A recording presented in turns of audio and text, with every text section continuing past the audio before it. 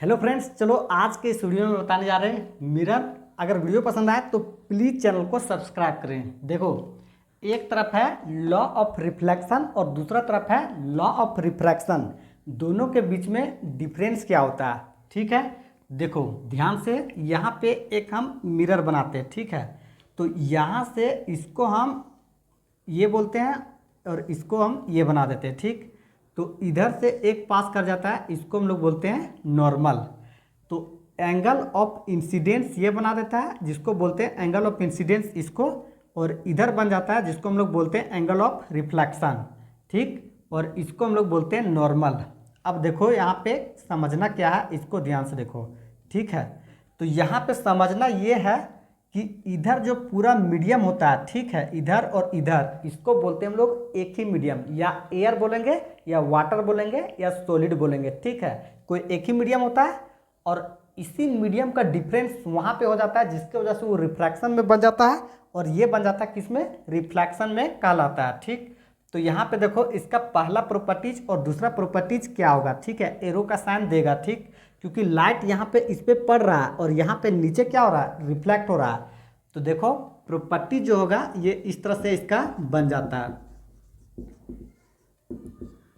पहला जो प्रॉपर्टीज होता है angle of incidence is equal to angle of reflection.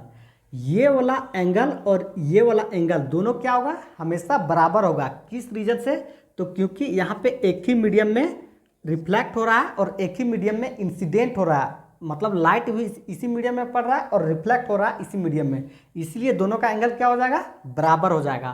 तीसरा पॉइंट है कि एंगल ऑफ इंसिडेंस, ठीक है, और एंगल ऑफ रिफ्लेक्शन और नॉर्मल तीनों किस पॉइंट पे है, तो तीनों एक ही पॉइंट पे है, एक ही प्लेन पे है, ठीक। तो दूसरा प्रॉपर्टी जिसका ये हो जाता है angle of incidence, angle of reflection and normal all lie in same plane, all lie in same plane, ठीक है। अब देखो यहाँ पे लॉ ऑफ रिफ्रैक्शन ये अलग कैसे हो जाता है, तो इसका भी डायग्राम देखो इस तरह से बनेगा, ठीक है। ये नीचे टेढ़ा नहीं जाएगा, ये इसी तरह से जाएगा। तो यहाँ पे जाता है नॉर्मल, ठीक है। अब देखो ऊपर से यहाँ पे आया एंगल ऑफ इंसिडेंस, ठीक है, ये एंगल बनाया एंगल ऑफ इंसिडेंस, लेकिन रिफ्लेक्शन कहाँ पे हो जाता था, इसी मीडियम में हो जाता था, यानी कि इस साइड में बनता था, क्या हो जाता है, रिफ्लेक्शन बन जाता है। तो चूंकि हमको बनाना क्या है, रिफ्रैक्शन, तो ये क्या करता क्या है, एक मीडियम से दूसरे मीडियम में चला जाता है, यानी कि इस तरह से अगर इसको एयर मानते हैं इस मीडियम को इधर का पूरा, ठीक है, तो इधर को क्या मानना पड़ेगा, वाटर मानना पड़ेगा, ठीक है।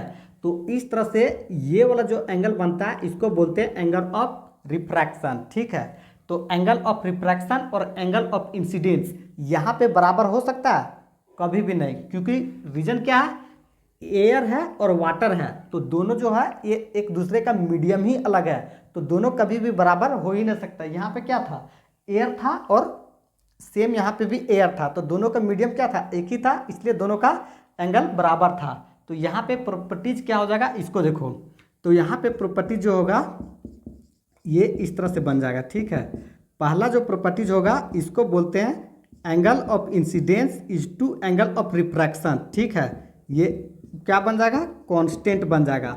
यहाँ पे ध्यान रखेगा, यहाँ पे क्या बनता था, रिफ्लेक्शन में बराबर होता था, angle of incidence is equal to angle of reflection, और यहाँ पे angle of incidence by angle of refraction ये कांस्टेंट हो जाता है, ठीक। दूसरा प्रॉपर्टी जो होता है ये सेम होता है, angle of incidence, angle of refraction and normal, ये सभी क्या करता है, एक ही प्लेन पे एग्जिस्ट करता है, all lie in same plane, lie in same plane, इसको ध्यान रखेगा, ठीक। अब देखो ये दोनों का डिफरेंस कंप्लीट हो जाता है। फिर हम लोग बात करेंगे कि मिरर में कितना तरह के हम पढ़ेंगे। तो एक हो जाता है जिसको हम लोग बोलते हैं इस तरह से प्लेन मिरर, ठीक है, और दूसरा हो जाता है इसको बोलते हैं हम लोग स्फेरिकल मिरर, ठीक है, ये इस तरह से रहता है। और तीसरा जो होता है इसको हम लोग बोलते हैं स्फेरिकल मिरर का ही पार्ट्स होता है दोनों, इसको बोलते हैं कॉनकेव मिरर और इसको बोलते हैं कॉन्वेक्स मिरर, ठीक। तो यहाँ पे हम लोग अगर डिस्कस करेंगे तो वीडियो क्या हो जाएगा, बहुत ज़्यादा बड़ा हो जाएगा। यहाँ पे ऑल टोटल चीज़ डिस्कस करेंगे कि कब जो होता है ये इमेज का साइज सेम बनता है ऑब्जेक्ट के बराबर और कब ऑब्जेक्ट से बहुत बड़ा बनता है और कब ऑब्जेक्ट से बहुत छोटा बनता है।